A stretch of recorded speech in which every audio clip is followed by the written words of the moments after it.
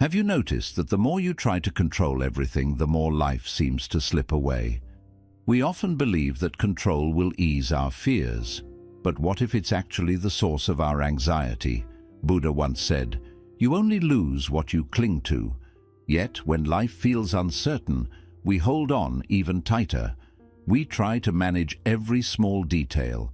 We replay endless what-ifs. We attempt to prepare for every possible outcome, thinking it will stop us from falling apart. But here's the truth. Life was never meant to be certain. So ask yourself honestly, how much of your stress, fear, and sleepless nights come from trying to hold on to things that were never truly in your hands? This video isn't only about letting go, it's about becoming mentally stronger by learning how to let go. You'll discover a simple shift in mindset, one that helped monks remain calm in chaos, warriors stay centered in battle, and ancient thinkers find peace in the middle of pain. Yes, life is wild. It changes without warning. It doesn't care if you're ready. But once you understand this one simple idea, everything gets lighter, everything makes more sense. And if you stick around until the end, there's a bonus lesson that might just change the way you live. It's not just powerful, it's liberating. Number 1, let go or be dragged. Think about this for a second. How often does your suffering come not from the situation itself, but from your desperate attempt to control it? There's a timeless truth that's easy to say, but hard to live. Let go or be dragged. Picture this. You're holding a burning coal, clutching it tighter, convinced that more control will somehow protect you. But the tighter you hold, the deeper it burns. That's exactly what we do with pain, guilt, anger, and regret. We grasp at them as if they'll give us clarity or control. But all they truly give us is pain. Buddhism never asks you to suppress your feelings. It asks you to stop becoming attached to them. There's a subtle but life-changing difference. You only lose what you cling to. That one sentence cuts straight through our modern chaos. Yet most people still confuse letting go with weakness, like it means surrendering to life. But here's the truth. Resistance is what traps us. Acceptance is what frees us. Ever caught yourself looping over the same thought, replaying a moment, wishing it had gone differently? Whether it's fear of what lies ahead, guilt for what's past, or disappointment in where you are now, it's not the moment that hurts. It's your unwillingness to accept it. Zen wisdom says, let go or be dragged.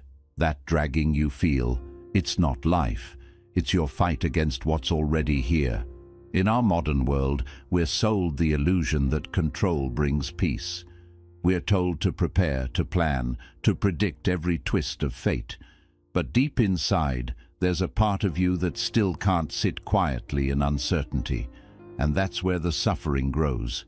Real peace doesn't live in the known.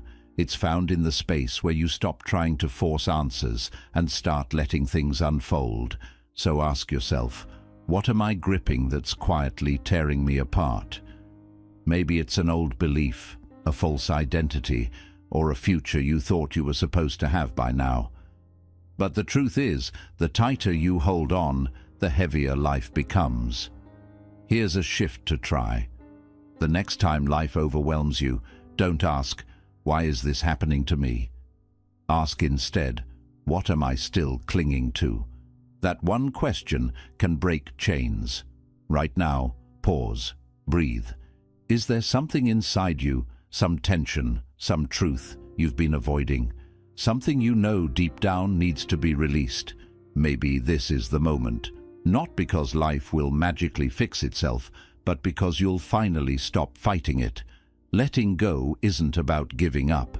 It's about growing beyond the need to control. It's walking through the storm without needing to change the weather. It's realizing that peace doesn't come from having all the answers. It comes from standing calmly in the middle of the unknown. And when you really let go, not just mentally but in how you live, you'll see. Life doesn't become easier because chaos ends. It becomes easier because you stop clinging to the flame. Peace begins the very moment you stop resisting what already is. 2. Observe without absorbing. Storms never knock before they enter. They rush in wild and without warning. But have you ever noticed that the sky never pushes them away? It holds space for the rain, the thunder, the chaos, and still remains untouched. Your mind can be just like that. The moment you stop trying to control every storm and instead become the sky that holds it, something shifts. You begin to experience peace, not by avoiding the chaos, but by not becoming part of it. Observe without absorbing. That's the quiet rule most of us forget. In today's world, where distractions pull at your focus and every emotion demands your attention, this might feel impossible, but it's not. It's the difference between getting swept up in every wave and learning how to surf. You are not your anxiety. You are not your frustration. These emotions are like clouds passing through the wide open space of your awareness. They come and go, but they are not you. The real you is the space in which they happen. The Buddha said, "Peace comes from within. Do not seek it without." That's not just something to print on a poster. It's a daily survival skill in a world overflowing with noise. If you're always searching for peace in your environment, in other people, in the news, in how the day unfolds, you'll constantly be disappointed. Because the world won't stop spinning, but your mind can stop absorbing every bump in the ride. Picture yourself in a noisy room. Thoughts are loud, emotions are louder. But then you pause, you take a breath, and you whisper to yourself, "This is just a thought. I don't have to believe it." Suddenly you're no longer drowning. You've become the stillness behind the noise. Every day gives you moments like this, when someone's words sting, when your mind starts racing, or when the world just feels too loud. In those moments, ask yourself, do I have to react, or can I simply notice this and let it pass? That one pause is where peace lives. Most people absorb the world like a sponge. They take in every insult, every worry, every fear, and carry it as if it's part of who they are. No wonder they feel so heavy. But you don't have to live that way. You can be the witness, the quiet presence that watches the waves roll in without needing to jump into the ocean. When the mind is calm enough to observe without attaching, you experience what Buddhists call mindfulness. Not just in silence or meditation, but in how you live, speak, and respond. You become grounded like a mountain, unmoved by every breeze. Now imagine your life like that. Imagine walking through a difficult day and not absorbing every complaint, every comment, every flicker of doubt. Not because you're numb, but because you've learned how to protect your peace. You're not cold, you're clear. You don't shut down your heart. You just stop giving it away to every passing thought. And once you begin to live this way, once you truly master the art of watching without becoming, you don't just weather the storm anymore, you rise above it. Because strong minds don't fight the wind. They rise by becoming the sky. 3. Care deeply, but not widely. There's a subtle form of suffering many of us carry. One that doesn't scream, but slowly drains us. It's the kind of pain that comes from trying to care about everything and everyone all at once. You want to be kind, supportive, aware, and always available. But somewhere along the way, your energy begins to fade. Not because you stopped caring, but because you started caring too widely. Like a single candle trying to light every room in a mansion, your flame begins to dim. Buddhism offers a gentle reminder. Care deeply, but not widely. It doesn't ask you to stop caring. It asks you to be wise with your care. To care without limits is not strength. It's a recipe for burnout. To care with intention is clarity. We live in a time when we're pulled in every direction. Causes, conversations, opinions, news, expectations. And in the effort to be everywhere and everything, we end up losing ourselves. But peace doesn't come from fixing every problem. It comes from knowing which ones are yours to hold. There's a simple yet powerful question that can guide your focus. Am I giving my energy to what nourishes me or to what drains me? The world will always ask more of you, but you don't have to say yes to every call. You don't have to chase every fire to prove your warmth. Think of the story of the monk who was asked how he remained calm amid the world's noise. He smiled and said, "Because I know what's mine to carry and what isn't." That kind of clarity is what frees us. It's not detachment, it's wisdom in motion. In a culture that rewards overextension and glorifies exhaustion, boundaries are sacred acts of self-respect. Saying no doesn't make you cold, it makes you honest. And when you say no to what doesn't align with your values, you're actually saying yes to your soul. This is the quiet art of protecting your light. It's not selfish, it's necessary. Direct your love toward what truly matters. Not every argument deserves your voice. Not every opinion needs a response. Your energy is too precious to be spent on battles that don't bring you peace. In Buddhist thought, compassion is never careless. It's clear-eyed. It doesn't say, give everything. It asks, what is truly worthy of your attention? So audit your heart. Look at where your care is going. Are you trying to fix what was never broken? Are you carrying someone else's pain as if it's your purpose? It's okay to let some of it go. It's okay to be focused, not because you don't care, but because you care enough to choose wisely. You don't need to stretch yourself thin to be good. You don't have to know every headline or answer every message to be kind. What you need is to protect your flame, to guard your peace, and to care deeply for the right things in the right way. Because when your care is clear and intentional, your light won't burn out. It will burn brighter. 4. The freedom of non-attachment. There's probably something in your life right now that feels unbearably heavy. Maybe it's a goal you're chasing with clenched fists, a version of yourself you're too afraid to outgrow, or a relationship that no longer fits, but you're holding on anyway. The weight you feel isn't from the world. It's from the grip you have on how you believe things should be. And that's the trap of attachment. In Buddhist philosophy, there's a truth that whispers through every teaching. Attachment is the root of all suffering. It's not just a poetic line. It's a mirror reflecting the way we cling to people, to identities, to outcomes, and the pain that comes when reality refuses to play along. But non-attachment isn't coldness. It's not giving up. In fact, it's the most profound expression of love.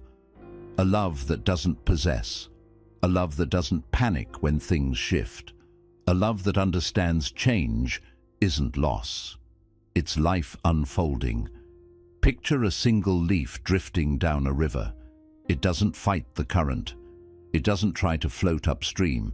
It simply follows the water's lead, dancing with whatever comes. That's what non-attachment looks like. It's not indifference. It's trust. It's not weakness. It's surrender with strength. When you stop trying to control the current, something beautiful happens. You discover peace in the flow. Most of our suffering comes from our expectations, from clinging to a script that life never agreed to follow. We believe we must be the successful one, the strong one, the one who always has it together. But when reality doesn't match that picture, we don't just feel disappointment, we feel unworthy. Yet, here's the truth most people miss. You can chase your dreams with passion without attaching your identity to them. You can love someone fiercely without gripping them tightly. You can experience life fully without insisting it stay the same. Letting go doesn't mean you don't care. It means you stop trying to force what isn't yours to control. It's the courage to say, I trust the unfolding. I accept what is. And in that release, you'll feel something lift, a sudden lightness, like dropping a burden you didn't realize you were carrying. In that empty space, something unexpected arrives. Clarity, stillness, truth. Ask yourself, what am I clinging to that's creating tension within me? Is it an old version of who you think you should be? A plan that keeps slipping through your fingers? A fear of what you'll lose if you finally let go? Whatever it is, know this. You won't find peace by holding on tighter. You'll find it by loosening your grip. Every day offers you the chance to practice this. When a plan unravels, can you pause instead of panic? When someone challenges you, can you listen without clinging to your ego? When the unknown shows up at your doorstep, can you welcome it with openness instead of resistance? That's the heart of non-attachment. It doesn't mean abandoning your values. It means standing in them so confidently that you no longer need to control the outcome. You don't drown just because you fall into the water.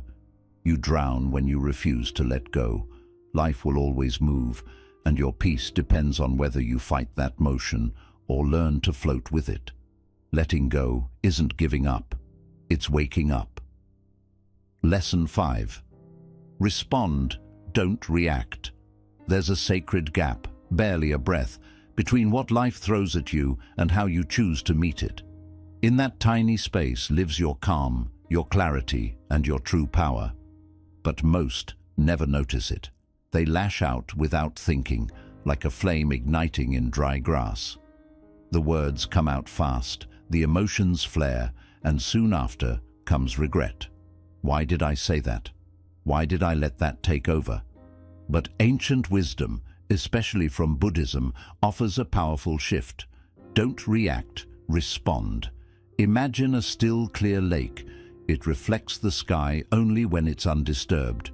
Stir the water, and the reflection breaks into chaos. The mind works the same way. Only in stillness can true clarity arise. Think back to the moments you've been triggered, when someone hurt you, when a plan fell apart, when life took you by surprise. Your jaw tightened, your breath shortened, and before you knew it, you snapped.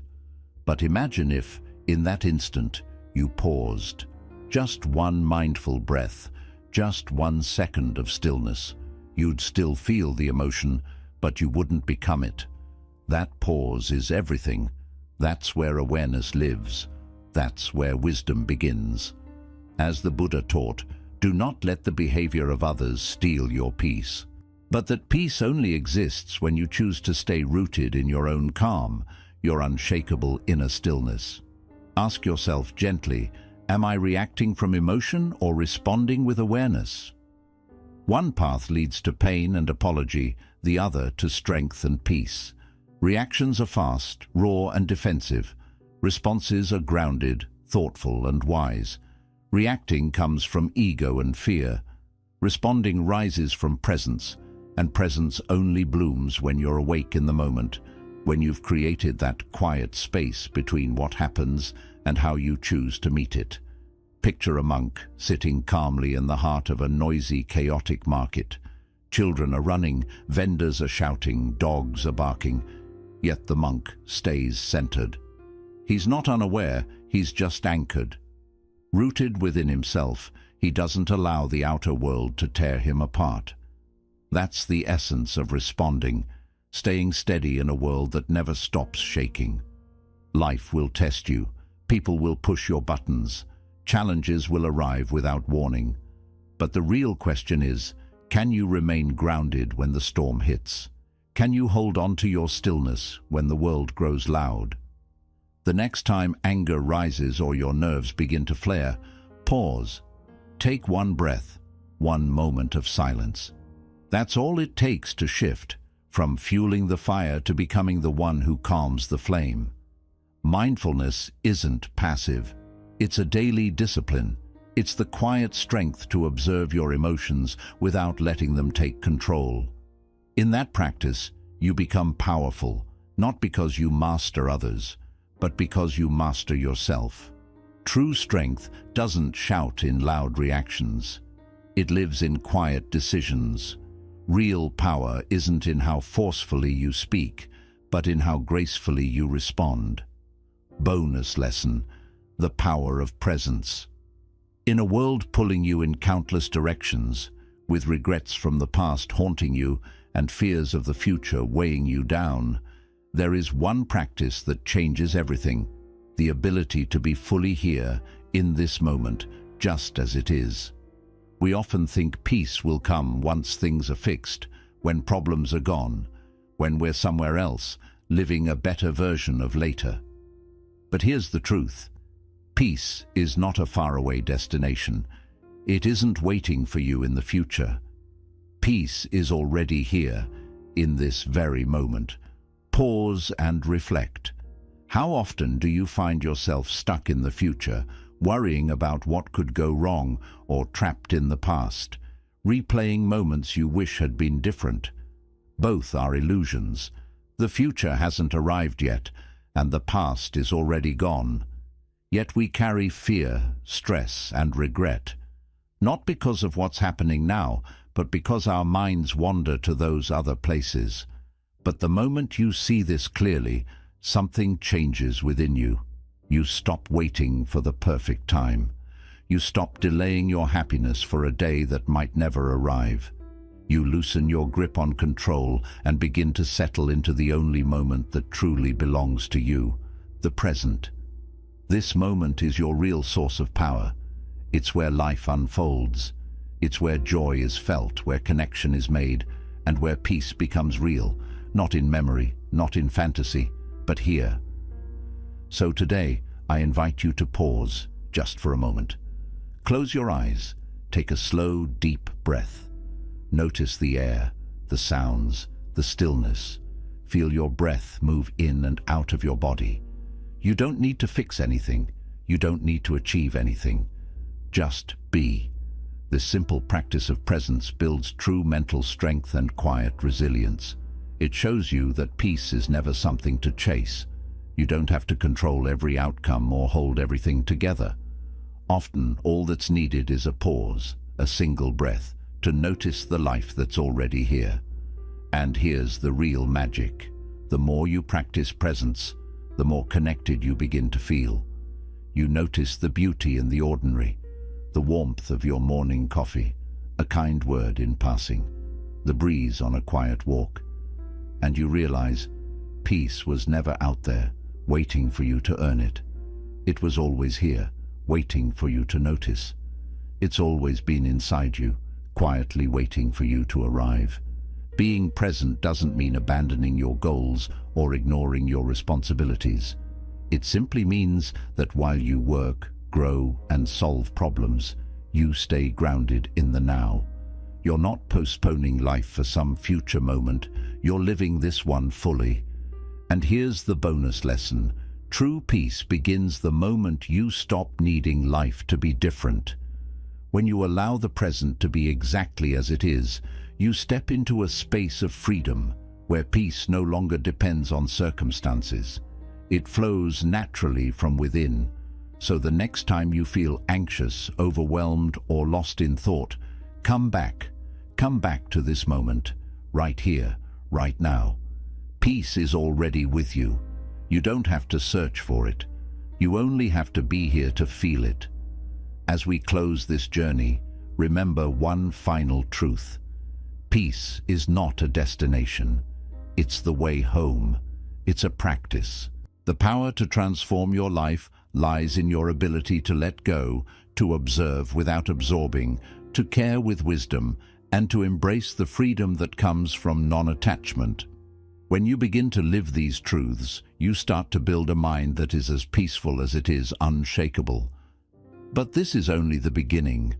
Every step you take toward inner strength, clarity, and calm is a step forward on the path to true freedom. Keep practicing.